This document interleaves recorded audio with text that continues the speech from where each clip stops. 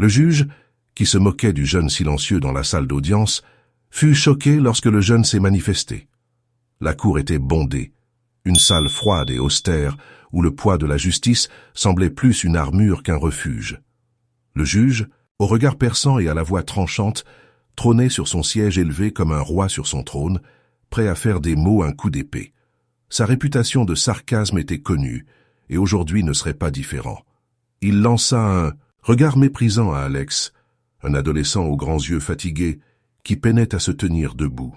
Le cœur du jeune battait frénétiquement, chaque pulsation un rappel du poids de ce qu'il s'apprêtait à affronter. « Eh bien, nous avons ici le fameux silencieux, n'est-ce pas ?» dit le juge, déversant l'ironie dans ses mots comme un vin.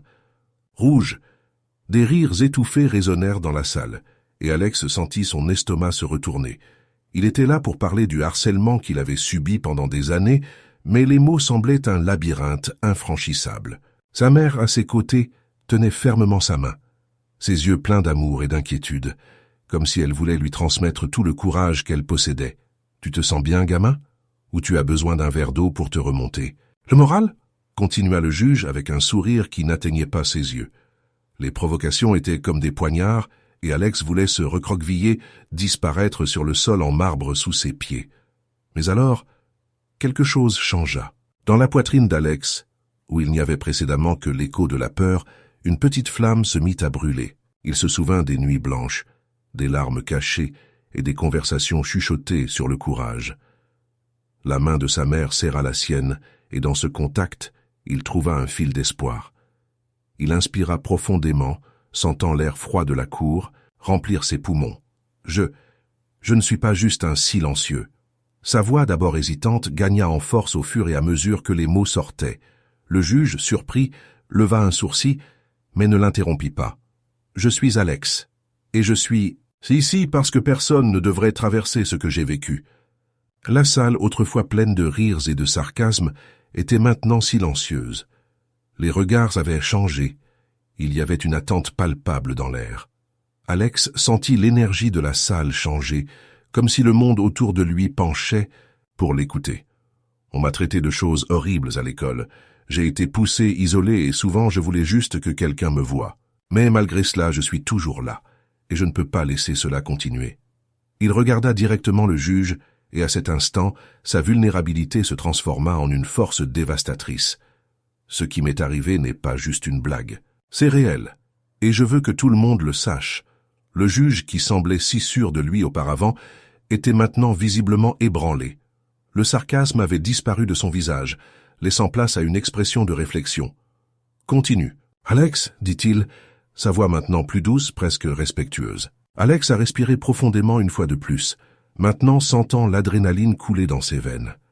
Je sais que de nombreux adolescents passent par là tous les jours, et si je ne parle pas, si je ne me bats pas, rien ne changera. Je veux que l'école sache que le harcèlement n'est pas un jeu, et que ça fait mal. Ça fait vraiment mal. » Les mots d'Alex résonnèrent dans la salle, et il vit les visages autour de lui changer. Certaines personnes semblaient émues, d'autres choquées, mais tous écoutaient. Et pour la première fois, il sentit qu'il contrôlait sa propre histoire. Le juge se pencha en avant, ses yeux maintenant remplis d'une compréhension qui semblait auparavant absente. « Vous êtes très courageux, Alex, et vos mots ont du pouvoir. Ce que vous avez dit ici aujourd'hui peut faire la différence. » La mère d'Alex, les larmes aux yeux, sourit à son fils, sa fierté débordant. Il avait trouvé sa voie, et peu importait ce qui se passerait ensuite, il savait qu'il avait fait ce qu'il fallait. Dans ce tribunal, au milieu de la douleur et de la lutte, Alex devint plus qu'un adolescent silencieux. Il devint un défenseur, un symbole d'espoir pour tous ceux qui s'étaient un jour sentis invisibles. Le tribunal était rempli de murmures, des chuchotements résonnant comme des échos, d'une douleur collective. Le juge, avec sa toge imposante et son expression de mépris, regardait Alex comme s'il était une pièce de théâtre mal répétée. Les mots de l'avocat de l'accusation résonnaient dans la salle, chacun plus acerbe que le précédent, tandis qu'Alex était assis, recroquevillé sur sa chaise, les doigts entrelacés et la voix prisonnière dans sa gorge. Les témoignages étaient comme des vagues, montant et descendant, emportant avec eux des fragments de vie brisés. Alex écoutait chaque récit avec un poids dans la poitrine, se remémorant les jours où les rires de ses camarades s'était transformée en moquerie, et les promesses d'amitié s'étaient effritées en trahison. L'école, un labyrinthe d'insécurité, était devenue un champ de bataille où il combattait des fantômes, qui semblaient plus réels que quiconque autour de lui. « Regardez-le, il n'arrive même pas à ouvrir la bouche », commenta le juge, avec un sourire sarcastique, provoquant le rire de la salle. La moquerie coupait comme un couteau, mais à l'intérieur d'Alex, quelque chose commença à s'enflammer, une flamme de résistance. Il se souvint de Léo, un nouvel ami qu'il avait trouvé au milieu du chaos, un garçon qui connaissait la douleur d'être invisible et qui lui avait offert un sourire sincère un jour gris. « Tu n'es pas seul », murmura Léo une fois, alors qu'ils rentrèrent chez eux ensemble, les mots lui servant d'abri au milieu de la tempête. « Nous avons tous nos batailles. Ne laisse pas cela te définir. » Hélas, assis dans le tribunal, Alex regarda Léo qui était dans le public, ses yeux encourageants brillants comme des phares. L'adolescent respira profondément, sentant le poids de l'hésitation se dissoudre. Il tourna son regard vers le juge, qui semblait encore amusé par sa prétendue fragilité, et décida qu'il était temps de briser le silence. « Je veux parler. » Sa voix émergea, tremblante, mais déterminée. Le murmure dans la salle cessa immédiatement, tous les regards se tournant vers lui. Le juge leva un sourcil, surpris mais pas déçu. « Que veux-tu dire, jeune homme ?» demanda-t-il, l'ironie toujours présente dans son ton. Alex se leva, son cœur battant fort dans sa poitrine. « Je ne suis pas simplement un garçon qui ne peut pas parler. Je suis quelqu'un qui a traversé des choses que vous ne pouvez pas imaginer. Ce que vous voyez n'est qu'une fraction de qui je suis. » Il sentit tous les yeux rivés sur lui, un mélange de curiosité et d'étonnement. À l'école, j'ai été la cible de moqueries, de rires qui résonnèrent dans mes oreilles comme un cauchemar. Mais cela ne me définit pas. Ce qui me définit, c'est ma capacité à me relever, à trouver des amis qui se soucient vraiment, comme Léo. Le juge, qui se moquait auparavant, observait maintenant avec une expression mêlant surprise et une lueur de respect. « Continue », dit-il, un peu plus sérieux, tandis que la salle restait en silence absolu. Alex prit une profonde inspiration, sentant l'adrénaline parcourir ses veines. « Chaque mot que vous avez entendu ici aujourd'hui vient de douleur et de lutte, mais aussi de résilience. Je suis plus fort que vous ne le pensez, et plus important encore, je ne suis pas le seul. Il y en a beaucoup comme moi, des jeunes, qui affrontent le même type de douleur, et qui ont besoin de soutien, pas de moquerie. » Le juge semblait maintenant être un homme différent, son visage durci commençant à se radoucir. « Que proposes-tu, Alex ?» demanda-t-il, sa voix plus calme, presque réfléchie. « Que nous puissions être entendus, que nous puissions trouver qu'un espace sûr où nous ne soyons pas ridiculisés mais valorisés, que la douleur ne soit pas une raison de rire, mais un appel à l'action. » Alex sentit l'énergie de la salle changer, les regards se transformant de jugement en compréhension. « Je sais que je ne suis pas parfait, mais je suis ici, et ensemble nous pouvons faire la différence. » Et à cet instant, l'adolescent silencieux n'était plus invisible. Il était devenu un symbole d'espoir, une voix résonnant dans la chambre du tribunal, réverbérant dans chaque cœur présent. Le juge, auparavant cynique, était maintenant paralysé, mais l'étincelle de détermination d'Alex illuminait la salle comme un phare, montrant que, même dans les ombres les plus profondes, la lumière du courage peut toujours briller. Le tribunal était chargé d'une tension palpable. Le juge, avec un regard cynique et les lèvres courbées en un sourire ironique, cachait à peine son mépris pour l'adolescent qui, en silence, occupait le banc des victimes.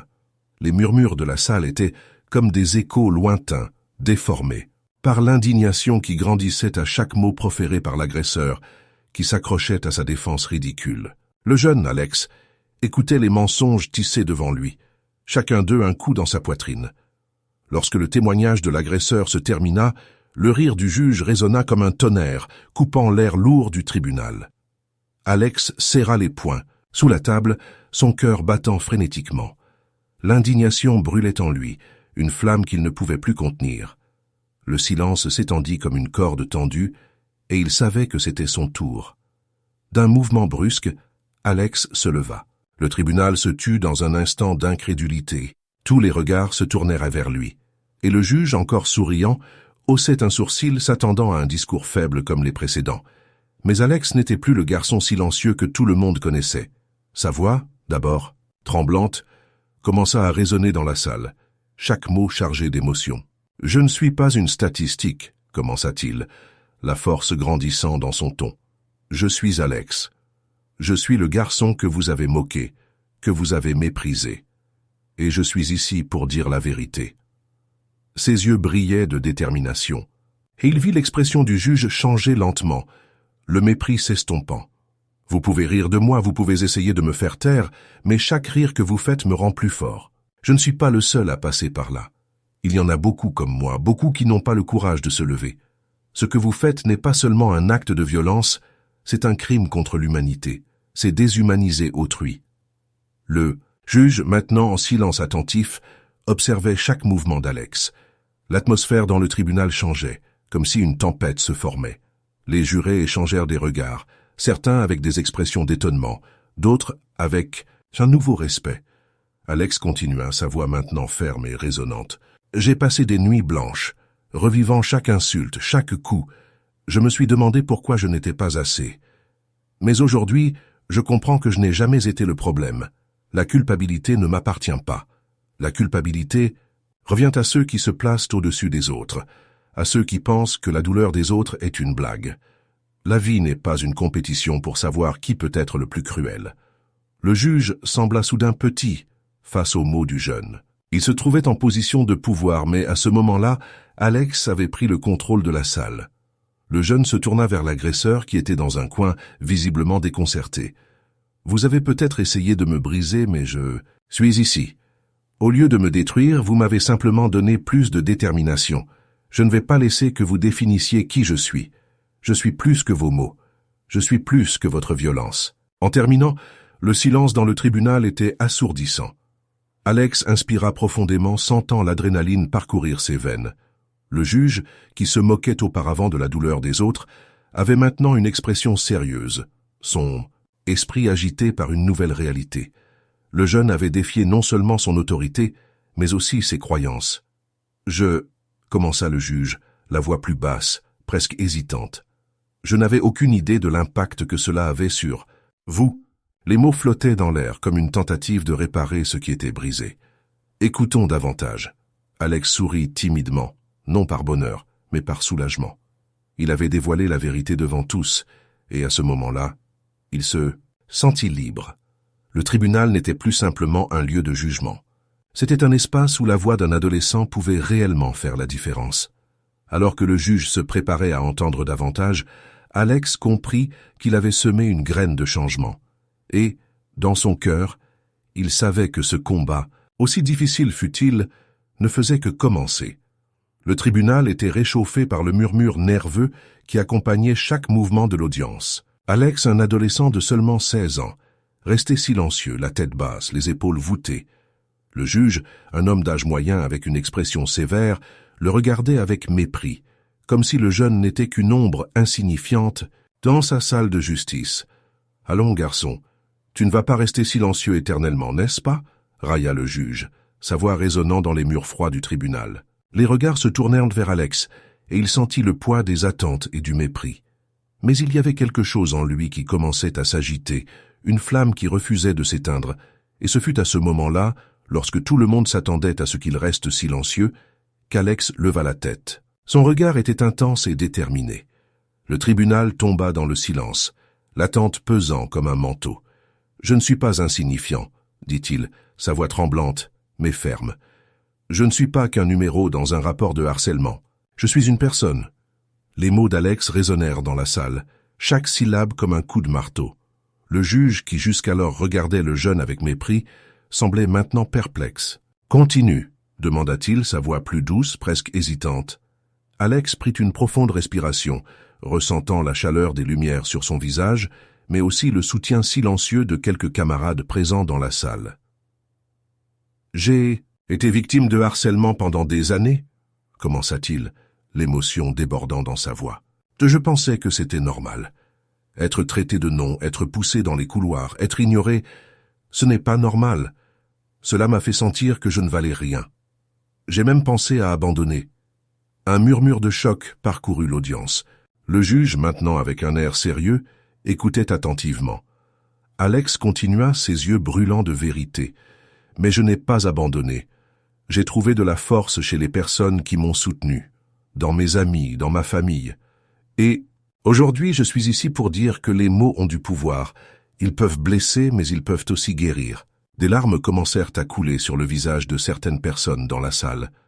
Le juge, dans un rare moment de vulnérabilité, regarda Alex et dit « Je suis désolé. Je ne savais pas. Je vous ai sous-estimé. Et c'était une erreur. » La salle tomba dans un silence absolu. Personne ne s'attendait à ce qu'un juge, qui s'était toujours montré inflexible et autoritaire, s'excuse publiquement. L'impact fut immédiat. D'autres jeunes commencèrent à s'exprimer un par un, partageant leurs propres histoires de douleur et de surpassement. Les voix s'entrelaçaient, formant un chœur de courage et de vulnérabilité. « J'ai aussi été intimidé », dit une fille aux cheveux bouclés, ses yeux brillants de larmes. « Mais j'ai trouvé mes amis et ensemble nous avons trouvé un moyen de lutter. Je pensais que personne ne se souciait », ajouta un garçon en t-shirt déchiré. « Mais maintenant, je vois que je ne suis pas seul. » Le tribunal, qui auparavant semblait un espace de condamnation, s'était transformé en un sanctuaire de guérison. Les histoires de lutte et de résistance résonnaient dans les murs, et à chaque nouveau récit, l'atmosphère devenait plus légère, plus pleine d'espoir. Le juge, maintenant la tête baissée, écoutait attentivement, absorbant chaque mot, chaque confession de douleur qui se transformait en une ode à la force. Lorsque la dernière voix se tut, un silence respectueux s'installa dans l'air. Le juge, dans un geste inattendu, se leva et regarda tous les présents. Aujourd'hui, ici, nous avons appris une leçon importante. Le pouvoir des mots peut être à la fois destructeur et guérisseur. Je promets qu'à partir de maintenant, je ferai de mon mieux pour écouter et comprendre. Vous êtes importants et vos voix doivent être entendues. Le tribunal, autrefois un champ de bataille, pulsait maintenant avec l'énergie de l'empathie et de la solidarité. Alex, avec un sourire timide, se sentit plus fort que jamais. Il n'était plus simplement un adolescent silencieux, il était un symbole de courage et de transformation. Et ce jour-là, la justice n'avait pas seulement été rendue, mais aussi entendue et ressentie par tous. Le tribunal était silencieux lorsqu'Alex, l'adolescent silencieux, décida enfin de s'exprimer. Sa voix, qui jusqu'alors avait été étouffée par la peur et la douleur, résonna parmi les murs froids de l'endroit. « Je ne suis pas juste un numéro, je suis un être humain, un étudiant, un ami, » dit-il, chaque mot chargé d'émotion. Le juge, qui jusque-là s'était moqué du jeune, était visiblement déconcerté. Les expressions sarcastiques sur son visage s'étaient transformées en un masque de surprise et de réflexion. Après le jugement, l'impact de ces mots résonna bien au-delà du tribunal. Alex, maintenant une figure inspirante, devint connu non seulement pour son courage, mais pour sa détermination à transformer la douleur en quelque chose de puissant. À l'école, il commença à rassembler des camarades qui avaient également souffert aux mains des autres. « Créons un espace où nous pouvons être nous-mêmes, un endroit où la douleur n'est pas un fardeau, mais un pont vers la compréhension, » disait-il, tandis que des gestes de soutien émergeaient autour de lui. Les réunions du groupe de soutien se déroulaient dans une salle lumineuse, avec des murs décorés de dessins et de messages d'encouragement. Là, des adolescents qui se sentaient auparavant invisibles trouvèrent un foyer. Parmi les récits de harcèlement, les larmes et les rires nerveux, Alex était toujours là, écoutant et accueillant. « Personne ne devrait traverser ce que j'ai traversé seul », réaffirmait-il, sa voix ferme et remplie de compassion. Pendant ce temps, le juge, troublé par la transformation d'Alex, commença à réfléchir à ses propres actions. Il se souvenait de chaque rire méprisant qu'il avait laissé échapper, de la façon dont il avait sous-estimé la douleur d'un jeune qui voulait simplement être entendu. Déterminé à changer, il lança une initiative sur la sensibilisation au harcèlement scolaire et à la justice juvénile. « Nous ne pouvons pas laisser ce qui s'est passé ici se répéter », déclara-t-il lors d'une conférence, sa voix maintenant chargée d'urgence et de sincérité. Le juge et Alex se rencontrèrent lors d'une conférence communautaire, un environnement vibrant rempli de jeunes et d'adultes désireux d'entendre les histoires de ceux qui se battaient. « Votre courage m'a fait réaliser que les mots ont du pouvoir, » dit le juge regardant dans les yeux d'Alex. « Je veux faire partie du changement. Je veux que d'autres jeunes sachent qu'ils ne sont pas seuls. » Alex sourit, un sourire sincère illuminant son visage. « Nous pouvons tous faire la différence. Nos expériences aussi douloureuses soient-elles, peuvent être la force qui aide les autres. Ensemble, nous pouvons créer un monde où personne n'a à se sentir invisible, répondit-il, l'espoir vibrant dans ses mots. Ainsi tous deux devinrent alliés, unissant leurs forces dans un parcours qui non seulement transforma leur vie, mais aussi celle de nombreux autres. Le juge, autrefois symbole du mépris, devenait maintenant un défenseur des droits des jeunes, tandis qu'Alex, le garçon qui trouva sa voie, devenait un phare d'espoir pour tous. Et à chaque rencontre, chaque conférence et chaque geste d'empathie, il prouvait que la véritable justice ne réside pas seulement dans les sentences, mais dans la capacité d'écouter, d'accueillir et surtout de transformer la douleur en espoir. Le tribunal était plongé dans un lourd silence, les murs en bois poli résonnant de murmures nerveux. Le juge, un homme aux cheveux gris et à l'expression sévère, observait avec mépris l'adolescent qui, jusqu'à ce moment, restait dans un silence presque sépulcral. Alex, un jeune dont les yeux reflétaient un monde de douleur, ressentait le poids des regards qui le jugeaient.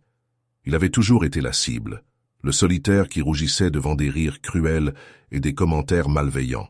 Cependant, quelque chose en lui était sur le point de changer. La salle était pleine, avec des personnes attendant le dénouement d'une autre affaire banale. Le juge, sans patience, décida de faire une blague pour détendre l'atmosphère. « Regardez, si ce garçon était un livre, je parierais qu'il n'a même pas de photos, juste des pages blanches. » Le rire résonna, mais Alex sentit son cœur s'emballer. Ce n'était pas juste une blague, c'était une plaie à ciel ouvert, mais alors, dans un acte qu'il n'attendait pas lui-même, Alex se leva. Le murmure de la salle cessa. Tous les regards se tournèrent vers lui. Il prit une profonde inspiration, sentant la chaleur de l'indignation et de la douleur se transformant en courage. « Votre honneur, puis-je parler ?»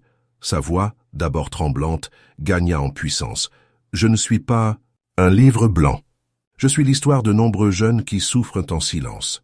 Et je suis fatigué d'être la blague. » Le juge, surpris, haussait un sourcil et se penchait légèrement en avant, intéressé. « Continue, jeune homme. Que veux-tu dire ?» Alex regarda autour de lui, voyant la curiosité dans les expressions des gens. Il se souvenait de chaque insulte, de chaque poussée, et avec chaque mot qui sortait de sa bouche, il avait l'impression de libérer non seulement lui-même, mais tous ceux qui avaient été réduits au silence. Le harcèlement n'est pas seulement une plaisanterie, c'est une blessure. Et comme des blessures, elles laissent des cicatrices. Je suis l'une de ces cicatrices, mais je veux qu'elles deviennent des marques de lutte, pas de honte. La salle était dans un silence absolu. Le juge, qui se moquait auparavant, observait maintenant le jeune homme avec une intensité qu'Alex n'avait jamais imaginé recevoir. « Tu es courageux, Alex, et il faut du courage pour parler de ces choses. Que proposes-tu que nous fassions à ce sujet? Nous devons écouter davantage les jeunes. Nous avons besoin d'un espace où ils peuvent se sentir en sécurité pour partager leurs expériences. Le tribunal ne doit pas être un lieu de moquerie, mais un symbole de changement et d'espoir. Ensemble, nous pouvons être la voix de nombreux qui restent encore silencieux. » Avec le soutien du juge, Alex commença à construire un réseau d'amis, des jeunes qui faisaient également face à des défis similaires. Ils se réunissaient, discutaient et partageaient leurs histoires. La transformation du tribunal commença à se produire, devenant un espace où l'empathie et la solidarité prévalaient. Le juge était devenu un mentor, guidant Alex dans la création d'une plateforme pour que les jeunes s'expriment, un projet qui s'est étendu dans les écoles et les communautés.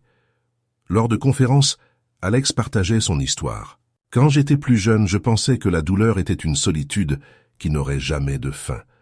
Mais en trouvant des amis et des alliés, j'ai réalisé que ma voix était puissante, et la vôtre l'est aussi. » Il regardait les visages, devant lui beaucoup en larmes, d'autres souriant, tous inspirés à trouver leur voix. Un jour, dans une école, alors qu'il parlait de surpassement, une fille se leva et dit « Je suis aussi une cicatrice, et je veux me battre tout comme toi. » Le cœur d'Alex se remplit d'espoir. C'était cela qu'il désirait, la capacité de transformer la douleur en force, de créer une communauté où personne ne serait laissé pour compte. Le tribunal, qui avait un jour été un champ de moquerie, était maintenant devenu un symbole de changement. Le juge, aux côtés d'Alex, avait appris que l'écoute était le premier pas vers la transformation des vies. Ensemble, Ils étaient redevenus des défenseurs des droits des jeunes, montrant à tous que même les voix les plus silencieuses pouvaient résonner puissamment quand on a le courage de parler. Ainsi, Alex devint un phare d'espoir, une preuve vivante que la transformation est possible lorsque l'on permet d'écouter les voix qui avaient auparavant été réduites au silence.